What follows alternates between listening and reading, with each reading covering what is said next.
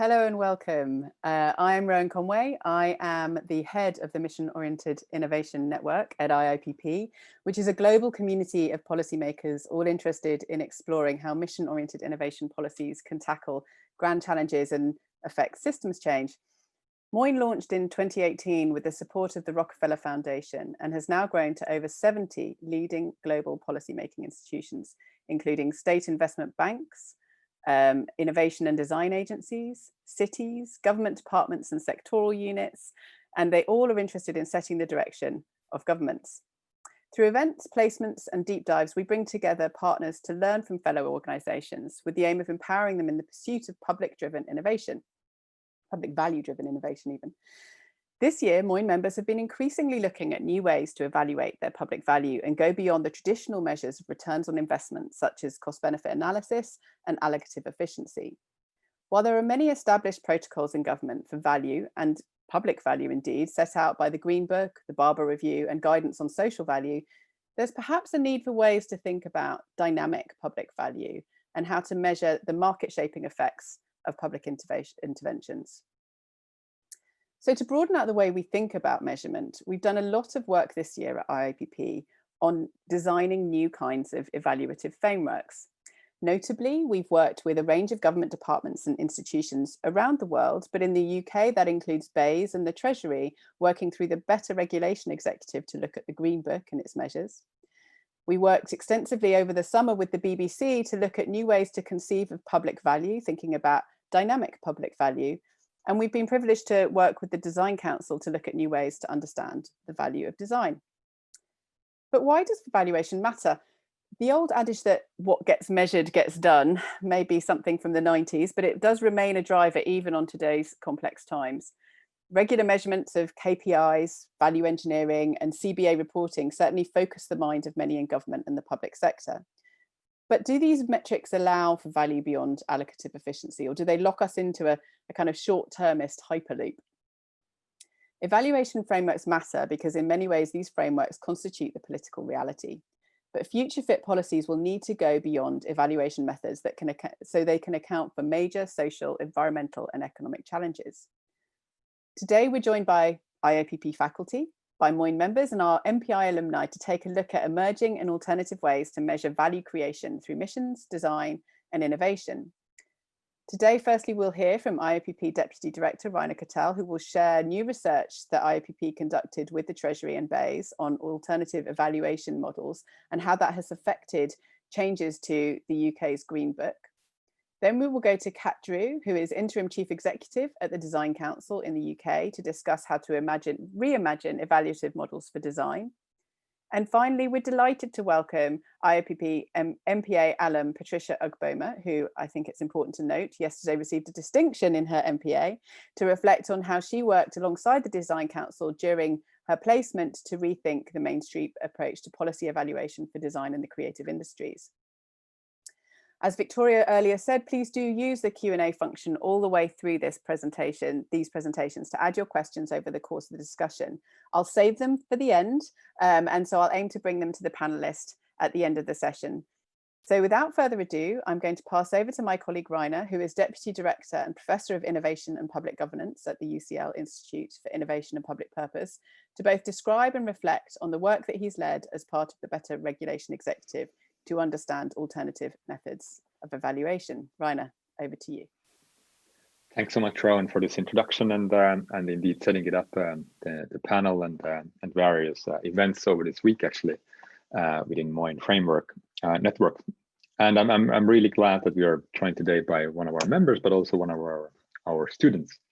And this is a really nice day, I think, for us as an institute, that we have our first cohort of students have graduated, and they are still with us in discussion and continue to work with us, which is really nice. Yeah, so I will do a like a brief overview of what we have done around the evaluation, specifically working here in the UK, and so you can, on our website, you can find a report we did for the BEIS, which is the Department for Industry here at UK, and the report was really trying to look into into the alternative ways of evaluating public policies. And I think they're really and at the end of that, I will, at the end of my reflections, if you will, I will come to how this report and other activities that we have done over the last 2 years, actually, talking to the Treasury here in the UK and BEIS, how this has then impacted the actual sort of policy evaluation of the private guidelines. So I'll sort of share my my screen video at the end of my talk rather than having slide before. So the starting point really for our discussion and our work over the last couple of years has been, if you're seriously taking the idea that the government should be engaging more in the transformative change rather than your incremental policy improvement, if you will, and whether we want to call them missions or something similar to that, public value-oriented investment and so on and so forth.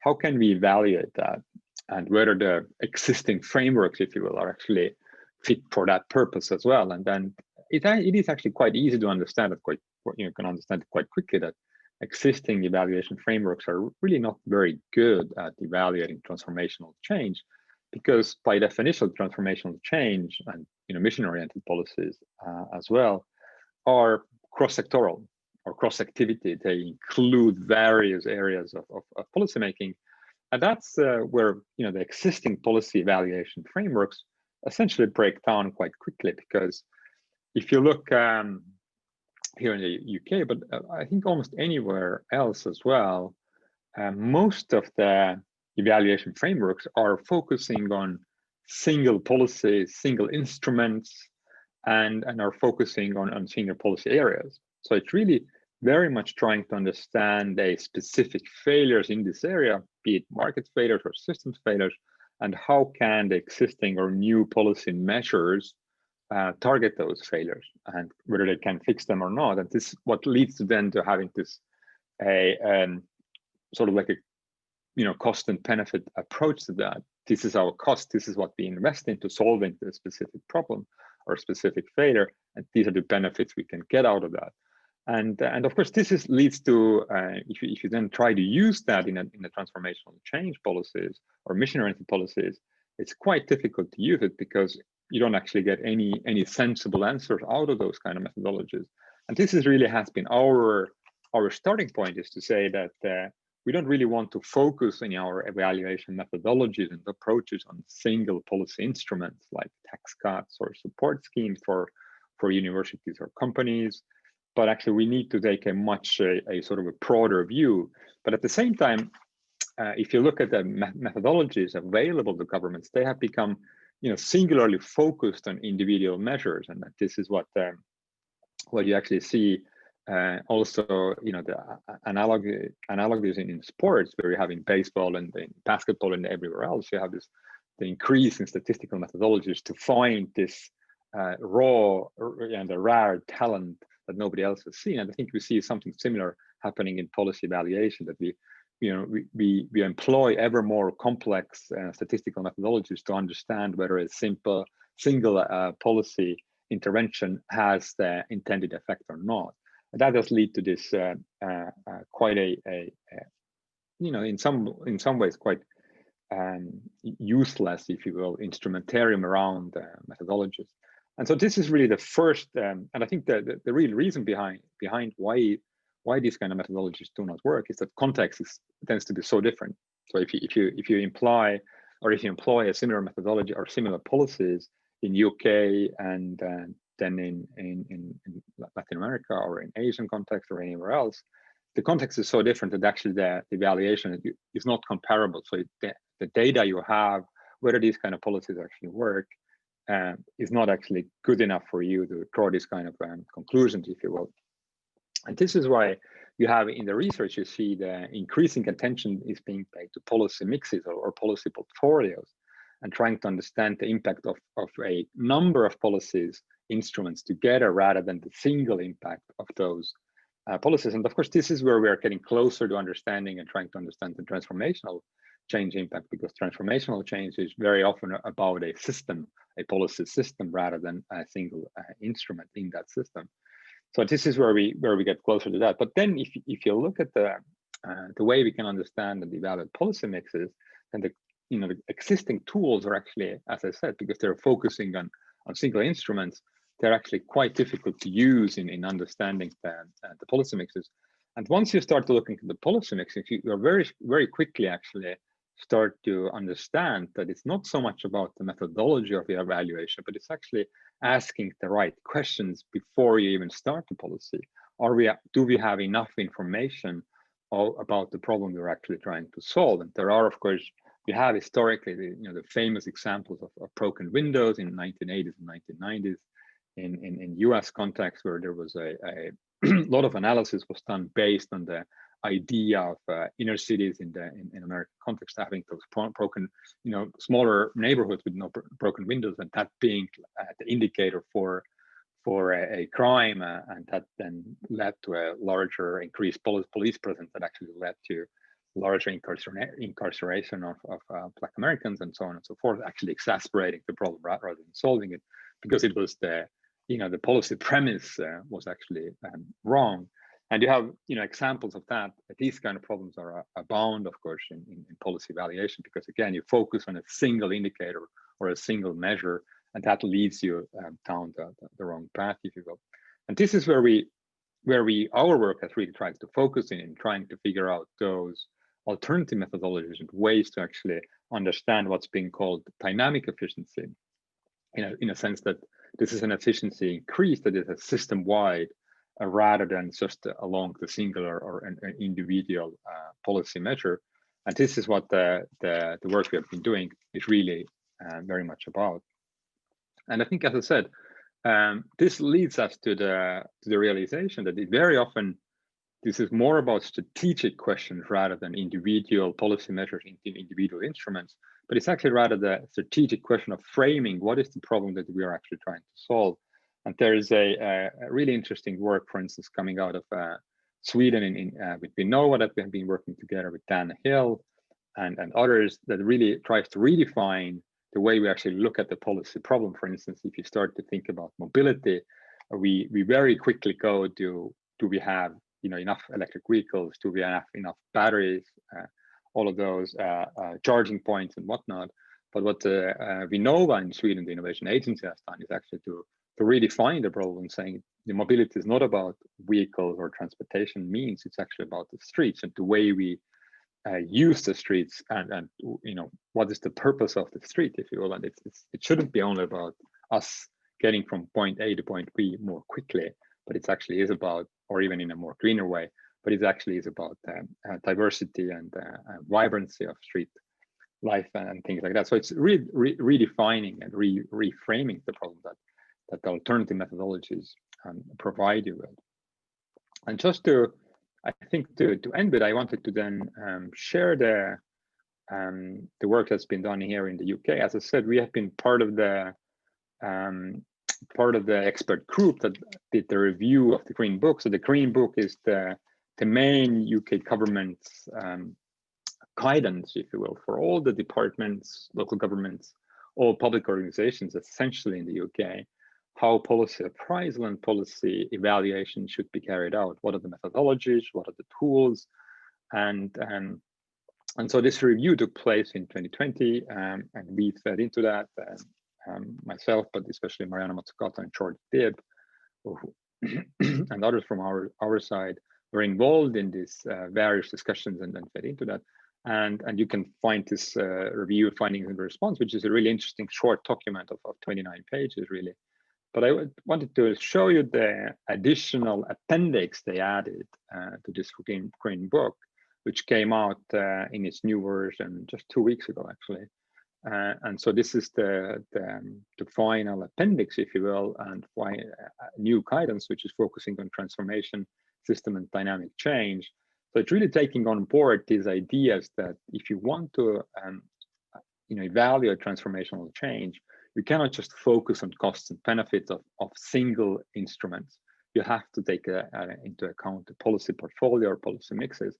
And I highlighted, so the way they try to define it is really through the idea that this is a radical systematic change and it's needed really not dependent on one or two instruments or even actors in the systems, and it leads to a different way of behavior and operations.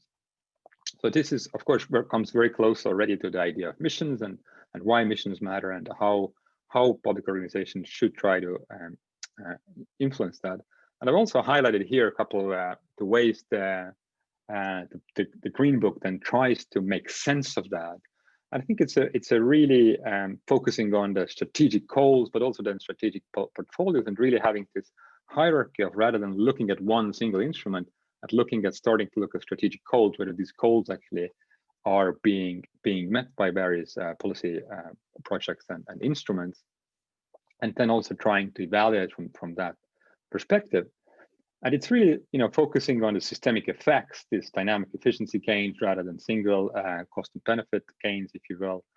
And this is really where you see that at least on the level of documentation, if you will, you have a really good advance, I think, at least in the UK context, where these issues that we have been discussing over the last 2 years have been taken very seriously by the government, and this has led to really interesting changes in the guidance. And of course, now the key issue is to see whether this will actually lead to any actual implementation of these alternative methodologies on the ground as well. So, but this was my more than 10 minutes. I'm sorry, but thank you.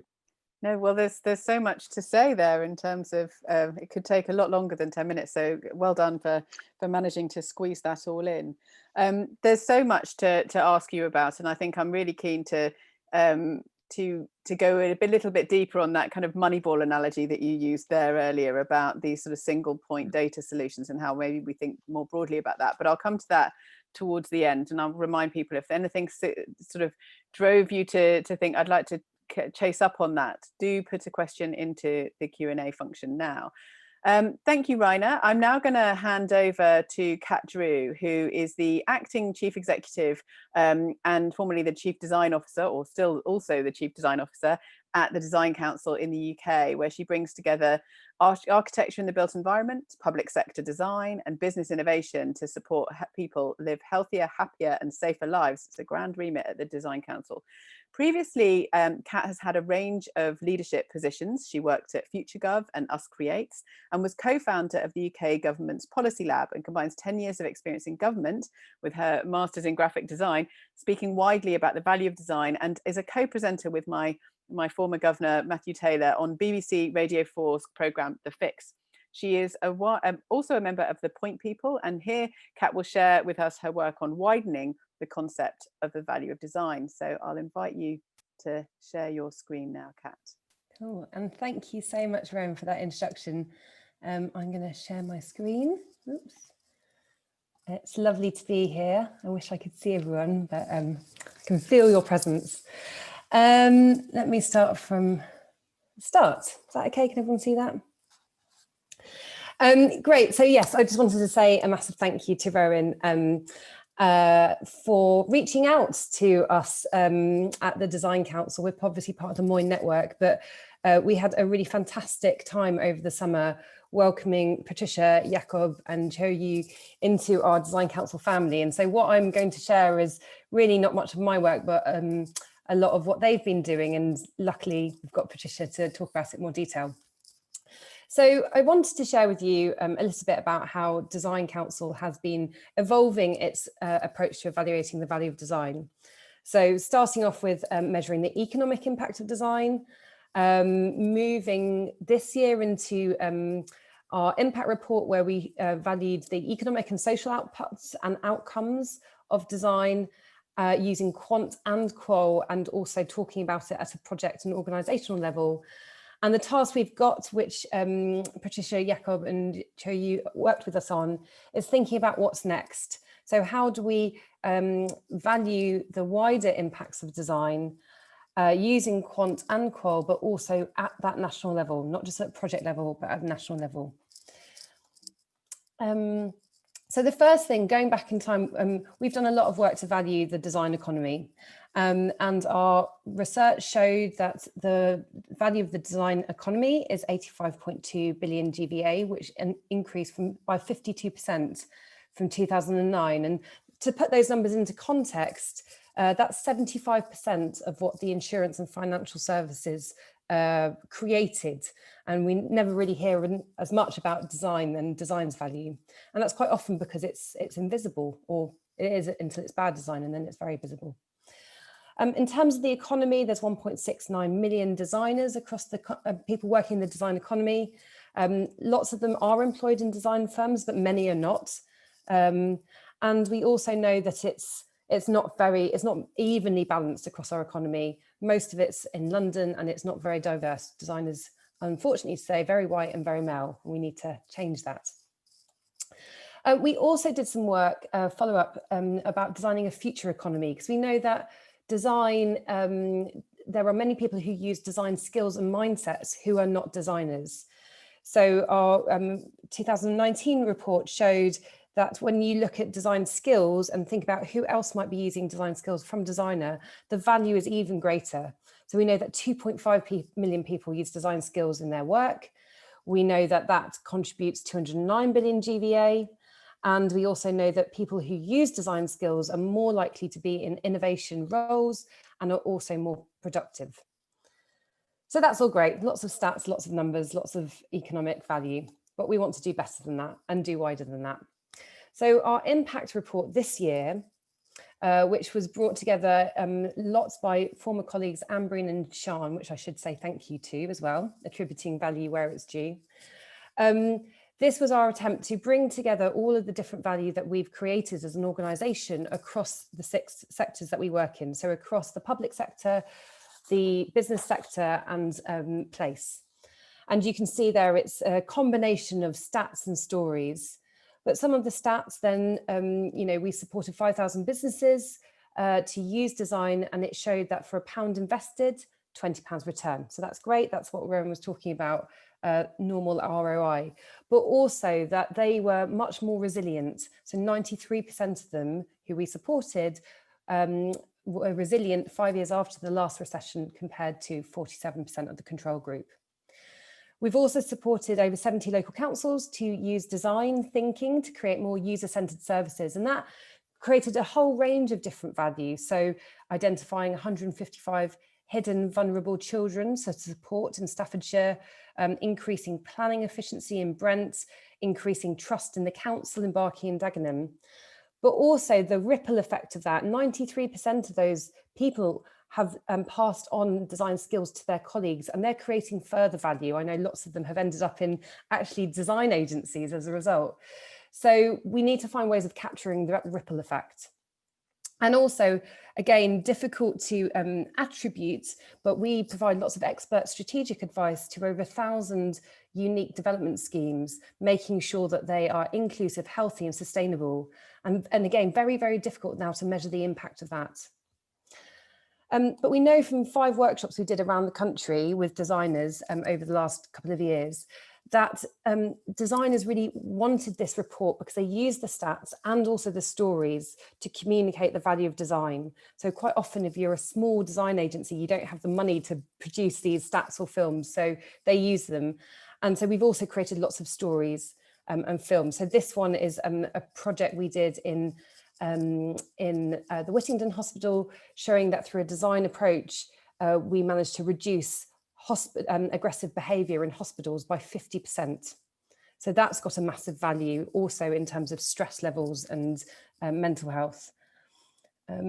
This is an example in Amble, a fishing village in the north of the UK, 40 miles south of the Scottish border. This was, like many fishing villages, in decline, lots of unemployment. And here we worked with property developers on the wharf to kind of renovate an old fishing factory. And interestingly, rather than here just rebuilding the fishing factory into a block of flats, we did some work with the community and the tourist board to say, what do you want from this? And what they said they wanted was not new flats, was self-employment opportunities. So you can see there all the different little pods that were created as well as the block of flats. So people could start creating their own value. So they started creating a surf school, a craft shop, a cafe, and that then led to it being awarded High Street of the Year in 2015, and then that generated further value because there was further investment. So now about £18 million has been invested and 2,000 homes. So you can see the kind of cascading opportunities from a small design intervention. And finally, Transform Aging was a project we've been running for the last 3 years in the Southwest, creating lots of products and services for people in later life. And interestingly, and what Ryan was talking about earlier, the value of this is really in reframing. So yes, we created all these different products and services. We invested 3.73 million back, great return on investment. But also what I was more interested in is the reframing, because actually this started off being about a project to provide products and services for people in later life. But actually what happened is it was the people in later life who wanted to create the products and services, and they led the social enterprises, they created the jobs. So 46% of them were led by people in later life. And that reframed how people thought about employment and older people. So what's next? And Patricia's going to talk about this in more detail, but I just wanted to set out some thoughts.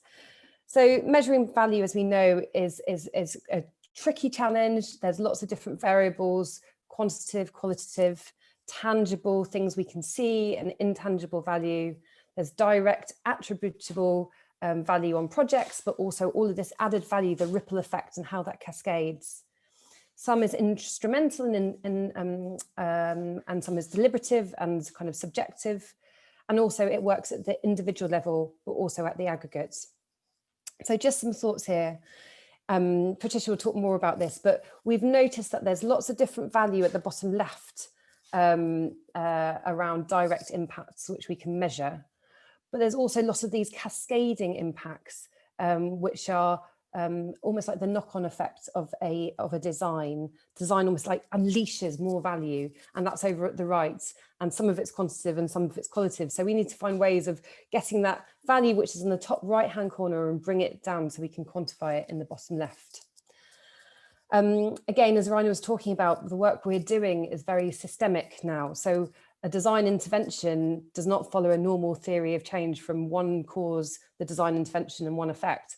Actually, there's lots of different causes and there's lots of different effects. So how do we measure value when it's when actually as a design, as well as making the thing, you also have to join the dots between all the other design interventions that you might need to work with in order to have a proper and transformational impact. So we've come to a series of different potential directions, which Patricia will talk about, to be able to kind of move forward with this project. Some are around more case studies with designers to understand those wider invisible impacts, to codify them. We could create lots of toolkits for designers to be able to measure and notice this, but we also need to find ways to correlate these wider metrics with design intensive presence to make that national case. And then finally, some ideas to leave you with. Design always puts out ideas into the world.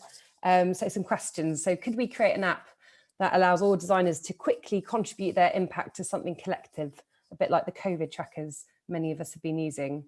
Instead of a green book or a blue book, and I was amazed to see that additional annex, did we have a rainbow book of a diversity of impact measurement? And how do we show this data and stories together of impact, but also the aha moments and the reframing of our narratives and what purposes, so that we can measure that together. Thank you. Thank you so much, Kat. That was so so thorough, and I love the way that it ended on a rainbow book.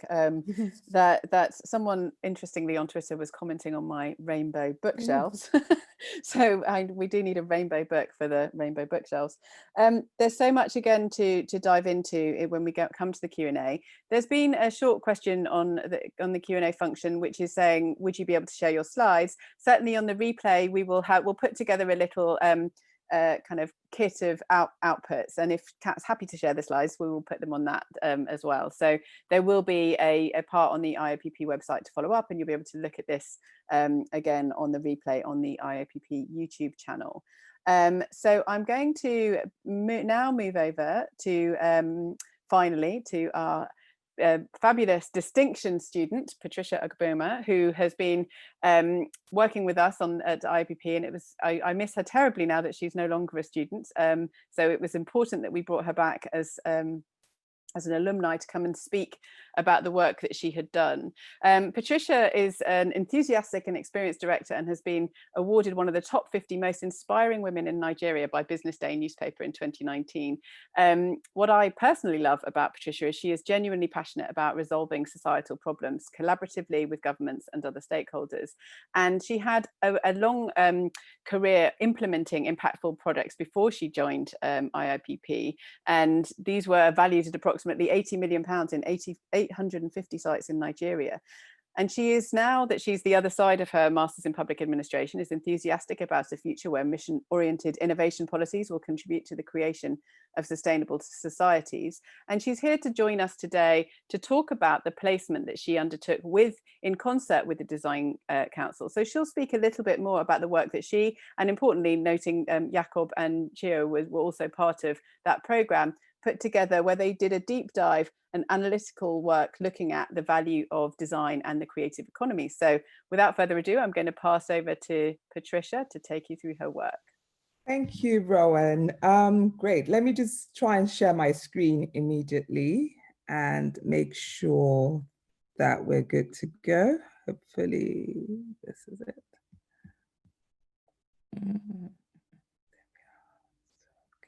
Can you see my screen by any chance?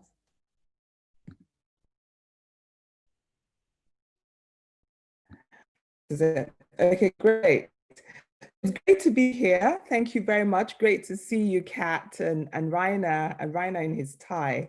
Fantastic. I didn't need that much convincing to be here, actually, because I'm completely sold on the philosophy behind the mission-oriented innovation network. Also, this forum gives a brilliant opportunity to share insights from the priceless 7 weeks my teammates Jakob and Choi and I spent at the Design Council to consider the measurement of social and environmental value of design. So this is our approach. Surprise, surprise. So we use the double diamond design approach, which everyone who knows double diamond is actually creation of the Design Council.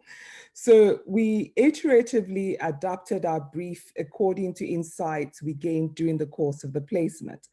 In the first phase, and that's the discover stage, we actually went broad in terms of our literature review, desk research on different value paradigms. And there's so many definitions of what value is, and also so many definitions of what design is. And we looked also at the trends and challenges in measuring value.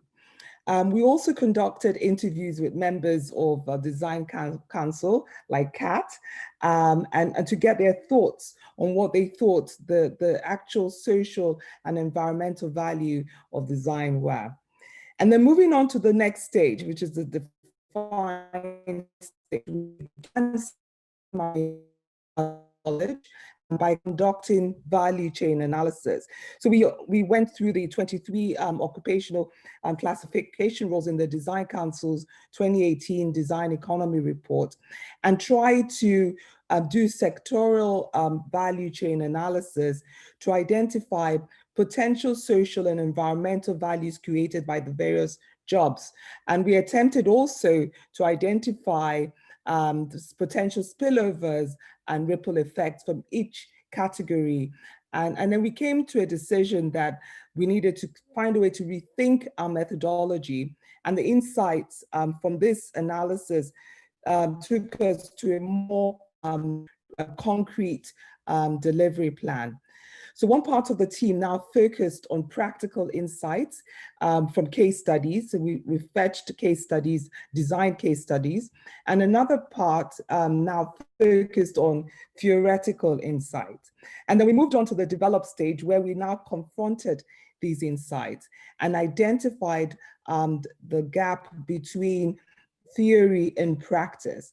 And then we moved on to then co-develop survey questions and interview questions which we prototyped by interviewing design associates.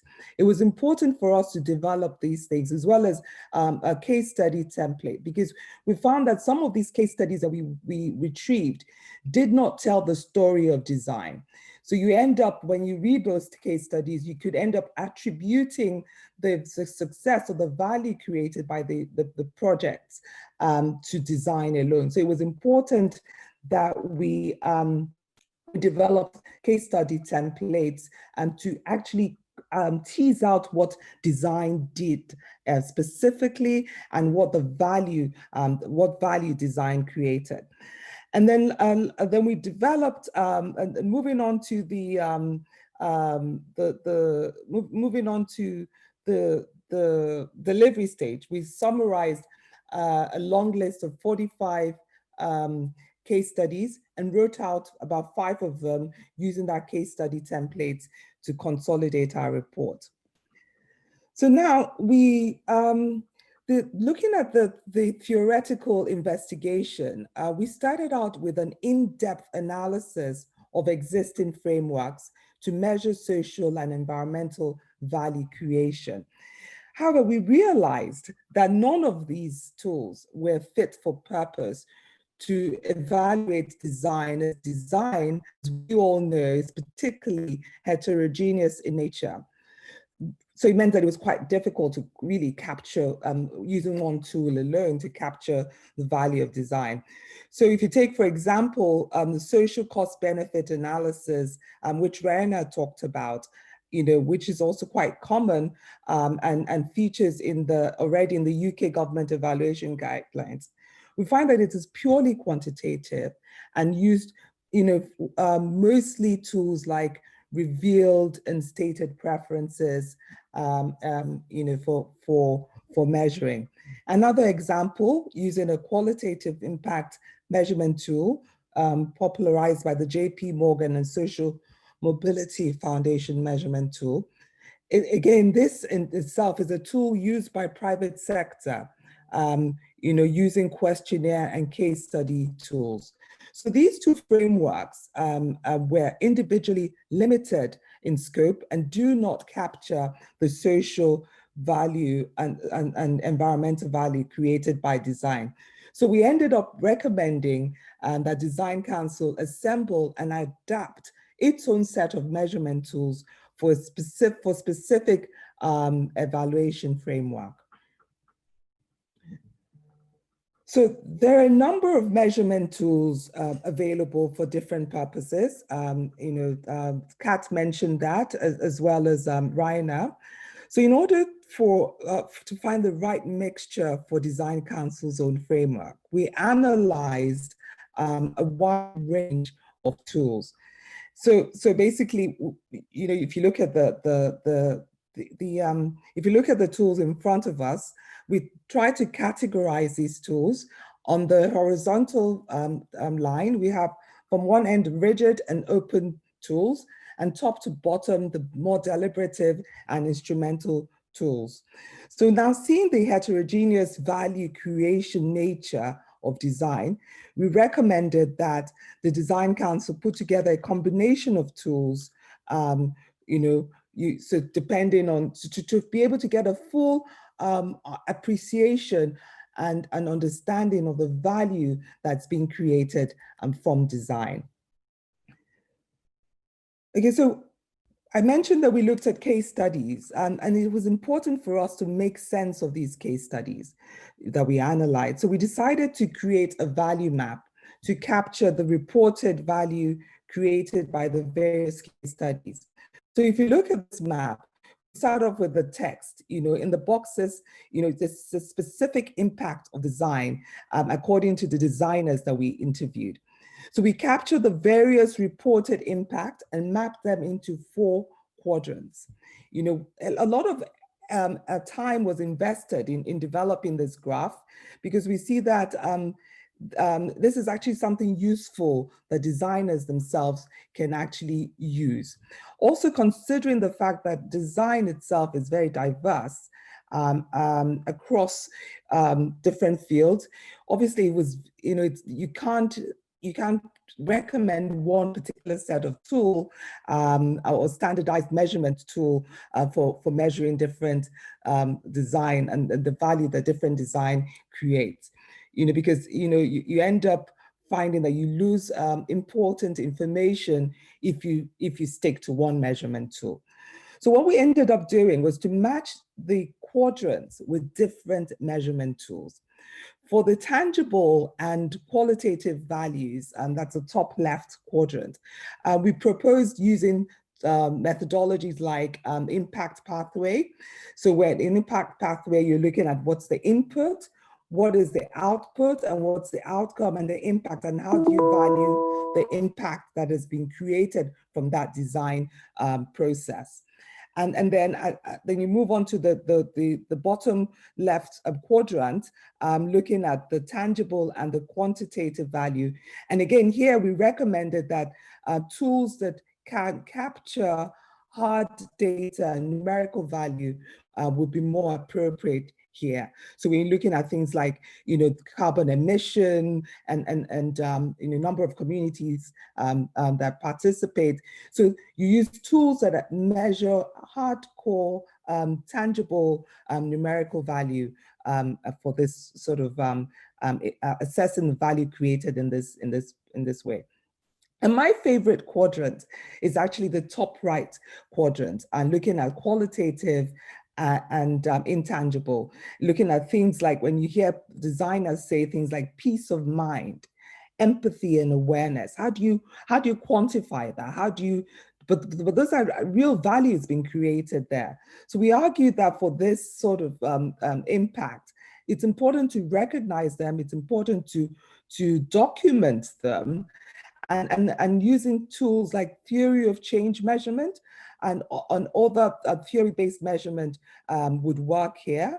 So there, it's important not to lose these impact stories at the end of the day when documenting the value design has created. And then for the last quadrant on the right, expert opinions. So, when you're looking at things like creation of a circular economy, some experts in this field would be able to say, yes, this is actually what has taken place as a result of the design. So, and then so we also went further with this graph and expanded, and we think that essentially you can illustrate a lot more by going beyond just the tangible things that the obvious things that design create. So if you look at one commonly recognized value created by design, a lot of designers say things like new relationships have been formed as a result of the design process, reframing of the design problem, like Kat mentioned. For instance, in the Us Creates designing project for homelessness, they found out during that process of that design that it helped them reframe the problem to be more about how to prevent homelessness in the first place, rather than just designing for homelessness. And the new knowledge is also built, and this new knowledge can help and can be applied to solve other problems. So these are all ripple effects from the design process that are actually quite valuable, and they also need to be captured. So this point is incredibly important because it illustrates the potential value of design moving away from economic value. So where did we end up? We made several recommendations. I think Kat has mentioned some of them. And then just 4 broad ones I would just mention. The first part concerns the conceptualization of value. As value is actually highly subjective, we proposed a deliberative process including all stakeholders to conceptualize social and environmental value for the design sector. Okay, what does design actually mean for this sector? And then going to the 2021 Design Economy Report, as we noted that no measurement framework is fit for purpose on its own to assess the social and environmental value created by design.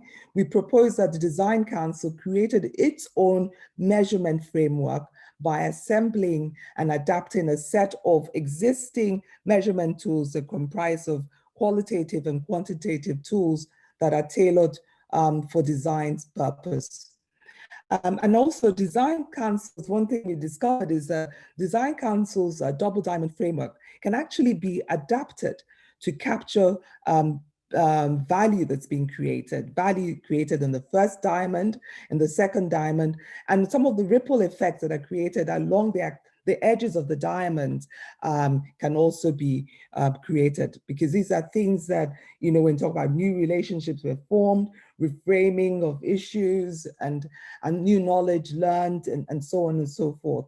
Those things are, they're not the original reasons why you're designing or to solve a problem, but those incidental things and ripple effects are pretty much important that also need to be captured and documented.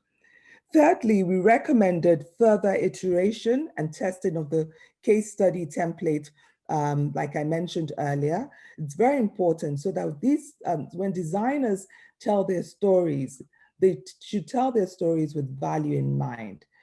You know, bearing in mind that what precisely the design do, so that you don't end up attributing the entire project itself to the role design play.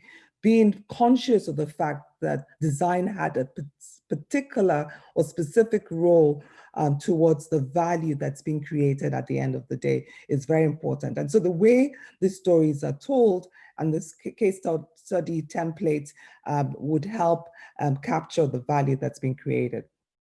And finally, we realize that we can't always assume that design is inherently good or always giving rise to positive outcomes. We all know a lot of good designs that have contributed to the consequence of the linear economy that we have predominantly, you know, so which ends up, which is very wasteful and unsustainable. A lot of great things have been designed without circularity being incorporated. So we recommend that the Design Council source more negative case studies and apply the same level of rigorous analysis to understand why and how even good design can create negative impact, as well as to understand the difference and overlap between good, bad, better designs. All in all, it was a beautiful 7 weeks spent at the Design Council. And, you know, and for me, a lot of the insights there continues to add to the work that I do. And I'm looking forward to working closer with the Mission-Oriented Innovation Network. Thank you very much for listening.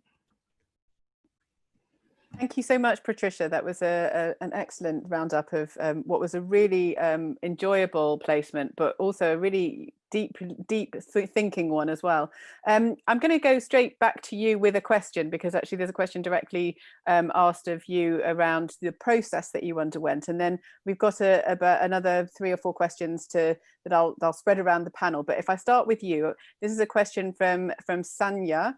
Hi Patricia, can you say something about your participatory process and how you engage stakeholders?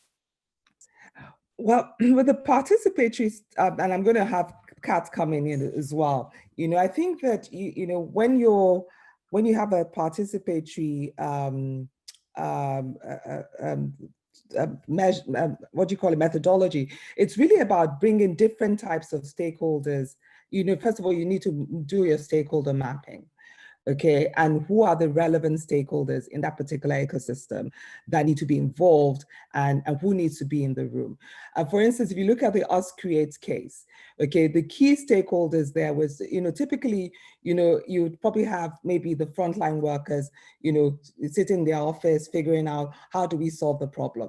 But bringing the main recipients of it and bringing the homelessness, the homeless and other stakeholders in the community in the room to design a solution and to deliberate on the problem is very important. So it's important, first of all, to do a stakeholder mapping. Who are the key people that we need to bring around the table to discuss and define the problem. Do we have a good understanding of what that problem is? And then let's all deliberate and say, what are the possible, and be able to prototype and test really how realistic the solutions are in terms of solving this problem that we've identified and we've defined. So that process itself in design should also be something that you also have in mind when also assessing the outcome of that design.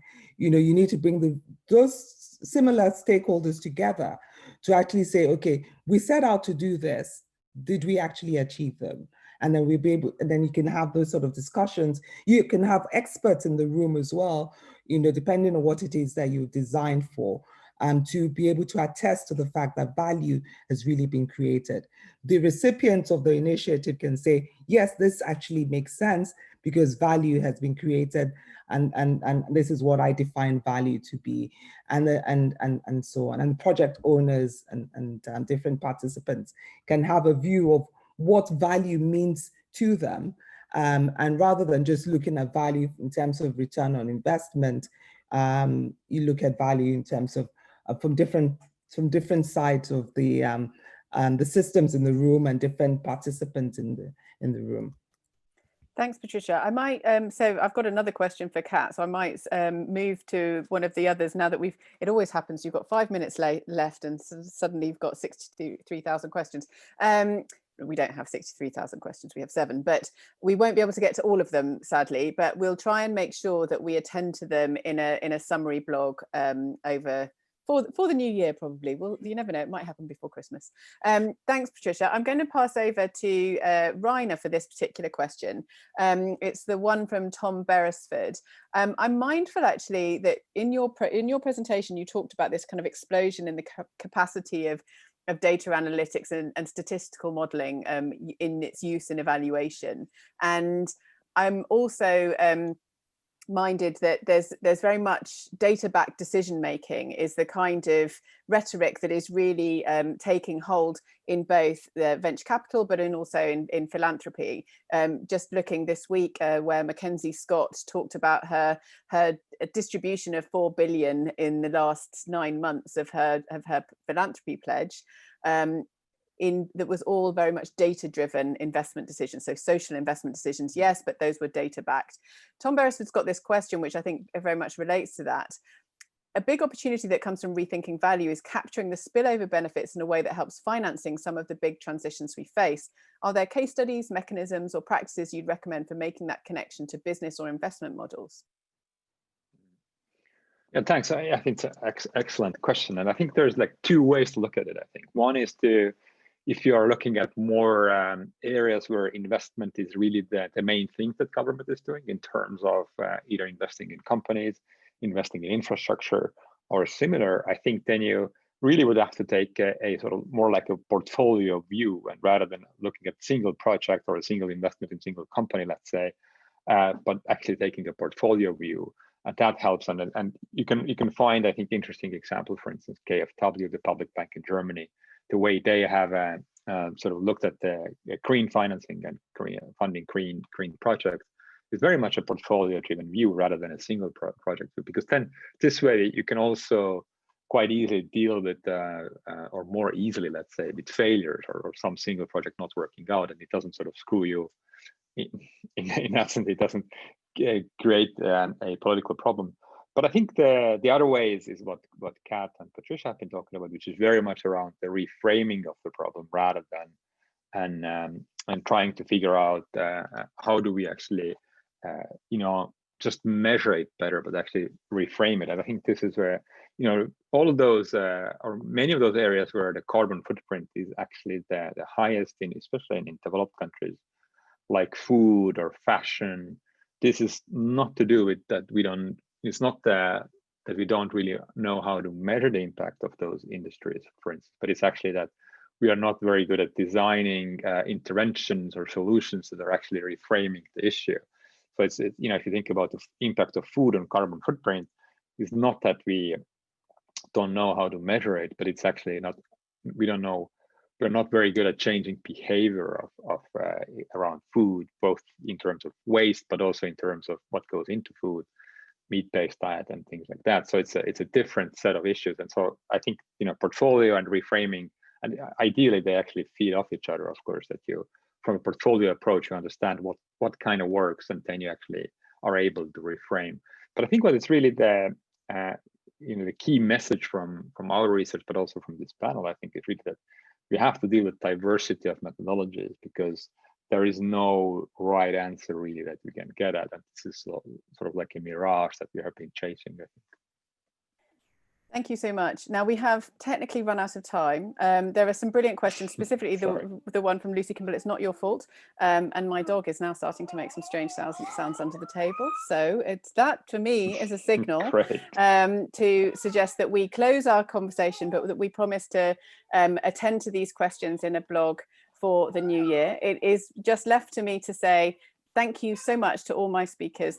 You've done a wonderful job. I also want to say to Patricia and Kat, thank you for dressing so festively. That has helped us get through to the sort of festive vibe. And everyone can go on and now have a lovely glass of mulled wine, and I will get my dog something to keep her happy too. And I just want to say thank you from IIPP. One of the questions there was, is there a rainbow book? Are you going to build one? Well, there's an appendix to the green book, and we continue to want to build that rainbow book. So thank you for joining us. We will put this onto the replay, and I want to say thank you to all of our speakers. Thank you, Rowan. Thank you, Rowan. Thank you. Bye. Bye. Bye.